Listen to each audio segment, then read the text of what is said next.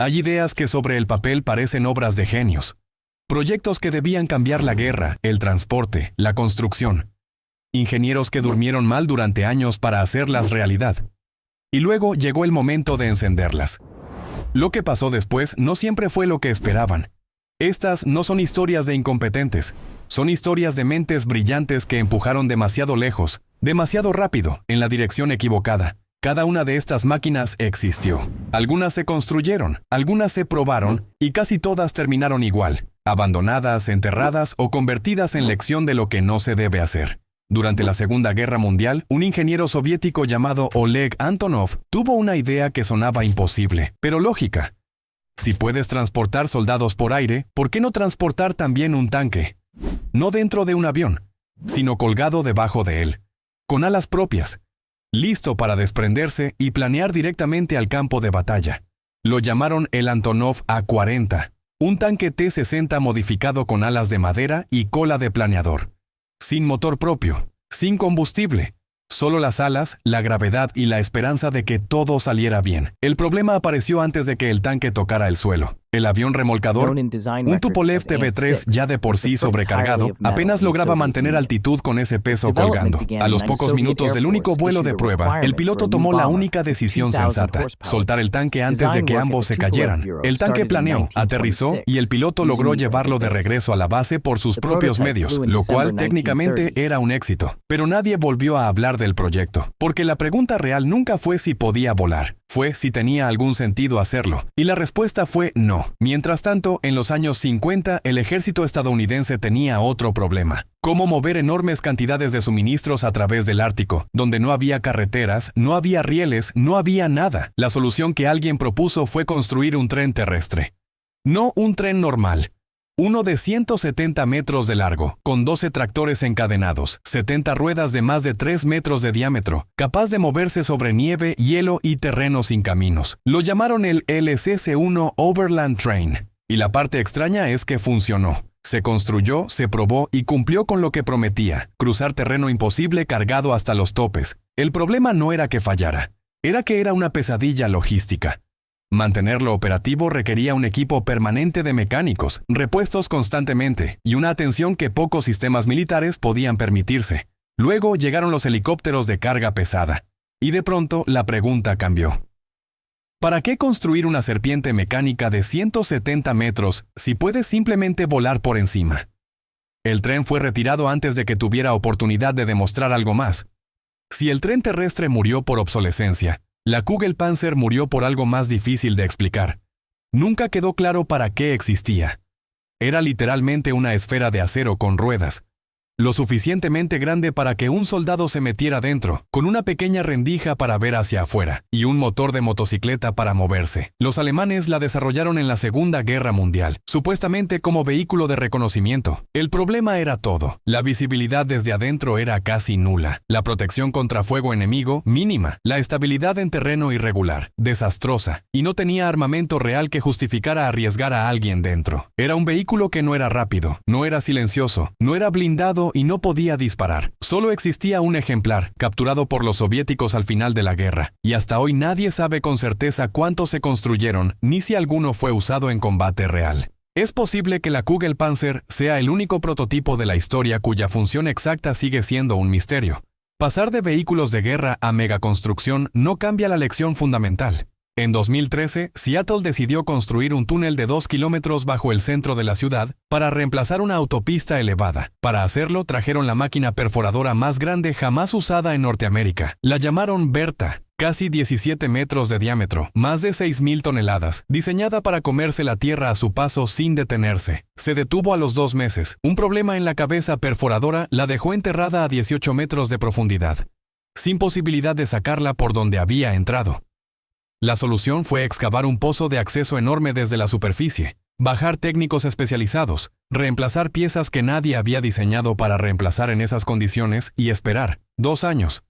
Cuando Bertha volvió a moverse, el proyecto llevaba ya cientos de millones de dólares por encima del presupuesto original. Terminó el túnel en 2017, 4 años tarde. El problema no era que Bertha fuera mala máquina.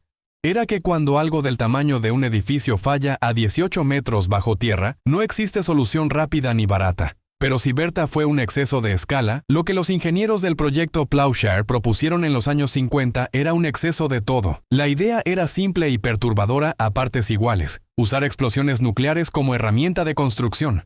No reactores, no energía controlada, bombas, detonadas bajo tierra para excavar canales, crear puertos artificiales, mover montañas enteras de un lugar a otro. Los ensayos demostraron que técnicamente funcionaba. Una explosión nuclear puede mover millones de toneladas de tierra en fracciones de segundo, crear cráteres del tamaño de estadios y remodelar el paisaje de maneras que ninguna excavadora convencional podría igualar. El problema era que no había control, no había precisión. Y el terreno que quedaba después era radiactivo durante décadas. Puedes mover una montaña con una bomba. Lo que no puedes hacer es construir nada sobre lo que queda. El proyecto fue cancelado en los años 70, no por falta de potencia, sino porque resultó que demoler y construir son dos cosas completamente distintas. Volviendo al transporte, pero esta vez sobre rieles. El tren nuclear. En los años 50, cuando la energía atómica parecía la solución a todo, alguien propuso lo inevitable: una locomotora con un reactor a bordo. Sin paradas para repostar, autonomía ilimitada, potencia casi infinita. El concepto técnico era sólido, al menos en teoría.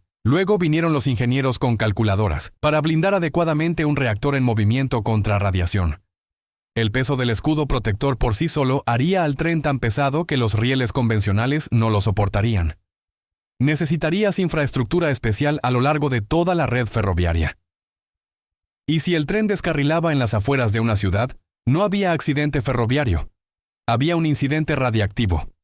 La misma razón por la que los reactores nucleares funcionan bien en submarinos y portaaviones, donde pueden estar aislados, los hace impensables en trenes que cruzan zonas residenciales cada 20 minutos. El proyecto nunca pasó del papel. Las locomotoras diésel eléctricas siguieron haciendo el trabajo sin contaminar nada. No todos los fracasos de ingeniería son explosivos o militares. Algunos simplemente son promesas que no sobrevivieron al contacto con la realidad. El monorriel fue vendido en los años 50 y 60 como el transporte del futuro. Elegante, moderno, elevado sobre el tráfico, la imagen perfecta de lo que vendría. Se instalaron en ferias mundiales, en parques temáticos, en algunas ciudades que querían demostrar que vivían en el mañana. El problema no era que no funcionaran, es que todo lo que los hacía atractivos se convertía en problema cuando intentabas escalarlos. Construir el carril elevado era caro. Expandir la red después era todavía más caro, porque cada extensión requería obras nuevas sobre la ciudad. Si un tren se detenía, bloqueaba toda la línea, sin desvíos posibles. Evacuar pasajeros de una vía elevada sin plataforma de acceso era un ejercicio de improvisación peligrosa, y conectarlos con el resto del transporte urbano era casi imposible. Las ciudades que apostaron por ellos terminaron con sistemas bonitos, caros, de poca capacidad y difíciles de mantener. El metro convencional, los autobuses, los tranvías, todo eso siguió siendo más barato, más flexible y más útil. El monorriel quedó para los parques de Disney y los aeropuertos donde el recorrido es corto, fijo y nunca cambia. Y luego está el quitanieves a reacción, porque en algún punto de la historia alguien vio un motor de jet y pensó: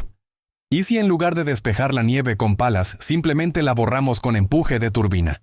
Se construyó, se probó, y en términos estrictamente físicos, funcionaba de manera espectacular. La nieve desaparecía en segundos. Carreteras enteras podían limpiarse en una fracción del tiempo que tomaría con equipos convencionales. El problema era todo lo demás. Los motores consumían cantidades absurdas de combustible. Operar el equipo cerca de personas o vehículos era peligroso por el empuje y el calor. Los fragmentos de hielo o piedras atrapados en la nieve salían despedidos como proyectiles, y el calor de los motores no eliminaba la nieve. La derretía y el agua resultante se congelaba minutos después en una capa de hielo perfectamente lisa sobre la carretera. Habían reemplazado un problema manejable con otro mucho peor. El proyecto fue archivado con discreción. Las quitanieves convencionales siguen ahí, lentas, ruidosas y notablemente no propulsadas por motores de avión. Lo que conecta todas estas historias no es la falta de inteligencia de quienes las crearon. Es lo contrario. Cada una de estas máquinas nació de una mente que vio un problema real y propuso una solución que, en el papel, tenía sentido. El tanque necesitaba moverse rápido al frente.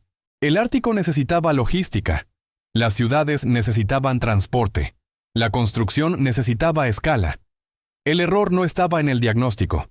Estaba en creer que más potencia, más tamaño o más tecnología era siempre la respuesta correcta. A veces la solución más brutal también es la más frágil. Y a veces el mejor ingeniero no es el que construye la máquina más impresionante, sino el que sabe cuándo no construirla.